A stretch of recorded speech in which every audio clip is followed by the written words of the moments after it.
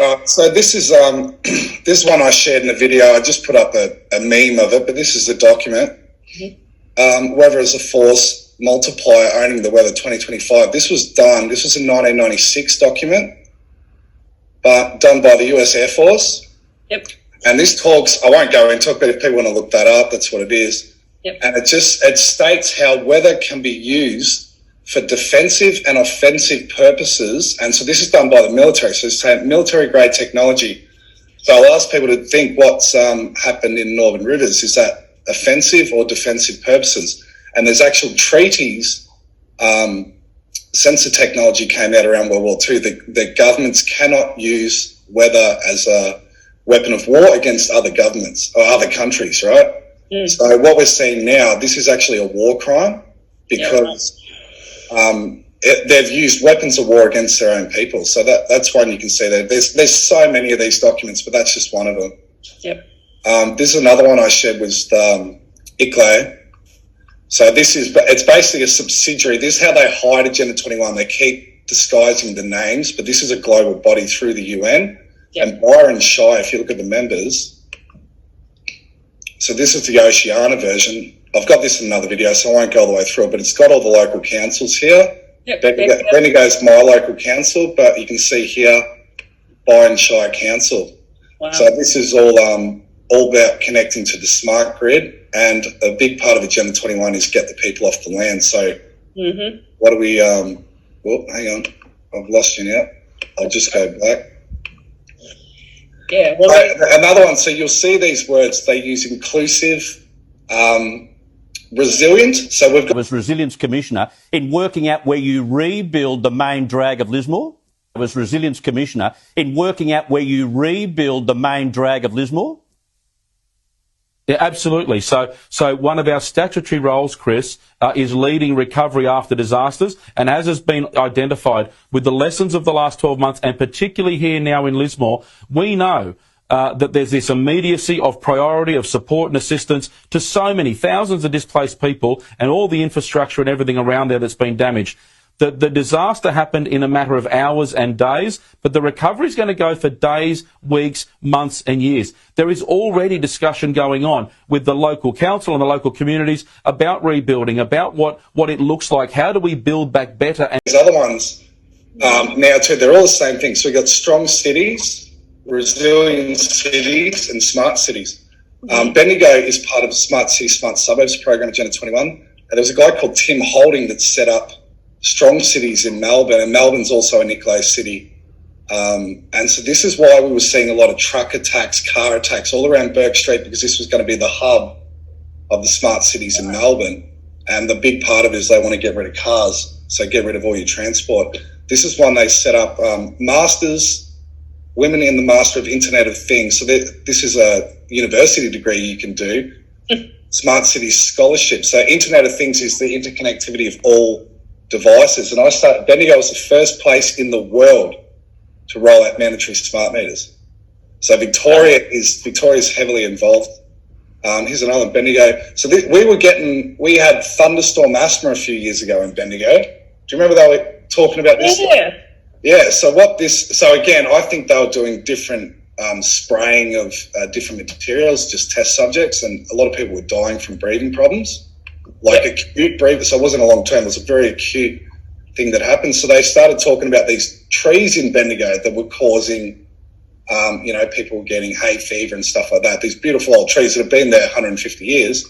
So now they're talking about these different smart apps, and that talks about the redistribution of these trees, and it's all about putting in the new smart cells and getting rid of local trees. So the distribution of them is basically just chopping them down and putting them onto nice looking lawns. It's frightening, but it's all about the terminology, as you say. Like, it's so cleverly interwoven that it just goes above most people's conscious awareness, and they don't join the dots like you and I do. That's the thing, is you can't. When you see it, when you know what the agenda is, it's just everywhere. So here's another. I went to this boxing thing a few years ago, and one of the local councillors said that, it's a disgrace that they've got the girls that hold up the signs in the middle. Oh, yeah. So like Bendigo Council, this is another thing, because they talk about equity, not equality, equity, and this is why they're putting in all these quotas and stuff too. And this is about breaking down traditional norms. Yep. As well as, so anyway, I'll just say there when you show that, and I'm sorry if people get offended by this, but this is the thing that's happening. It's insinuating itself into culture as well. As if that was, for example, a transgender person, you wouldn't have that type of article. They would be supporting the fact that there was a transgender woman on stage doing something like that. I bet you. but the point I wanted to get to here is what this was. So this was a big boxing event, and Bendigo put in a lot of money to get this event. I think it was a title fight. But the thing was, the funding for the event was done by Bendigo City Council. So they fund it, and then they come in and go, oh, we don't want the ring girls, you know. So and so I'll just show you, people can go up and look up their own council, but this is, most of these councils that have these documents. This is Smarter Bendigo. I'll just go down to one little bit. Do we know what Bendigo actually is in Indigenous Aboriginal language, or what it's Bendigo was taken. Bendigo was called Sandhurst, and it was named Bendigo after an Aboriginal guy. Right. Yeah. What was his involvement? Like, what was his story then? Because there'd be something in there. I think he was. There's many of these stories of names where towns were named after these Aboriginal boxers. So that was the story. I think because of the creek, the local creek was called Bendigo Creek, and it became more popularly known as that. But anyway, this bit here, it says this is the key. So this talks about all their governance, what they want to do. A world-class living IoT laboratory connected with the world-class $1 billion Bendigo Hospital. So that's the Internet of Things. That is that phrase we hear is the Internet of Things, which sounds really great to most people because we're all addicted to our devices. Let's face it, we've all got iPhones and we need it for work and business, and we say that we need it to stay connected. But there is positive AI, obviously, and there's negative. But we've all been ushered into this world. Certainly, our children and our grandchildren are going to be just born literally with phones and devices in their hands, and people don't really sort of see the insidiousness behind that, of course, which is. I think everything feels like it's accelerating now, doesn't it, Dale? Like it's like there's been too much of a pushback from people. It's like they're just throwing out everything now, like stuff the playbook. Let's just chuck everything at humanity and see how they cope. Yeah, it's unbelievable. Can I just share this last one just on Lismore? I think it'll give people and then we can go into whatever you want after that. So I found this the other day. Can you see that? Yep.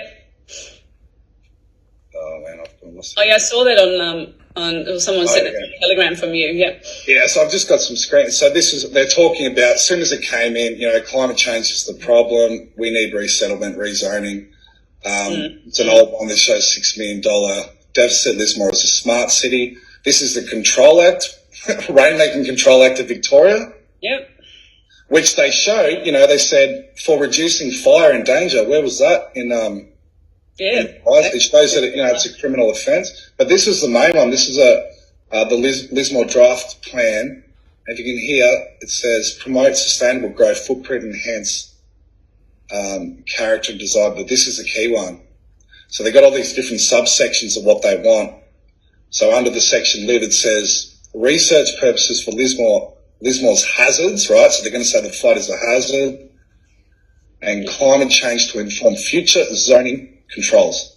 It's all there, isn't it? Yeah. And transport technology sustain. So this is all Albanese's come out, and we need the smart rail and all this sort of shit. It's just unbelievable.